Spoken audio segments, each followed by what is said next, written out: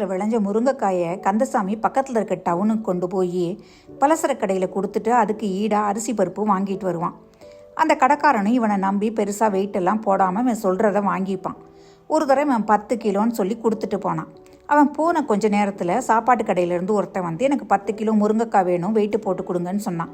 கந்தசாமி வச்சுட்டு போன முருங்கைக்காயை வெயிட்டு போட்டால் 9 கிலோ தான் இருந்தது. சரியான கோவம் வந்தது கடைக்காரனுக்கு, இப்படி நம்மளை ஏமாற்றிட்டானே கந்தசாமி அப்படின்னு.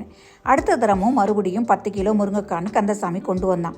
இந்த தடவை நான் நெருத்து தான் வாங்கிக்குவேன்னு சொல்லிட்டு நெருத்து பார்த்தா 9 கிலோ தான் இருந்தது. கடைக்காரன் பயங்கர கோவத்தோட கந்தசாமியை பார்த்து, நீ எல்லாம் ஒரு மனுஷனா, உன்னை நம்புனேன்னு கோவிச்சுக்கிட்டான். அப்போ அவன் சொன்னான், என்கிட்ட எடக்கல்லாம் கிடையாது, உங்கள்கிட்ட வாங்கிட்டு போகிற பருப்பு பாக்கெட் 1 கிலோவை வச்சு தான் நான் எடுத்து கொண்டு வர்றேன்னு சொன்ன பிற்பாடு அதை கேட்ட கடைக்காரன் திடுக்கிட்டு போயிட்டான்.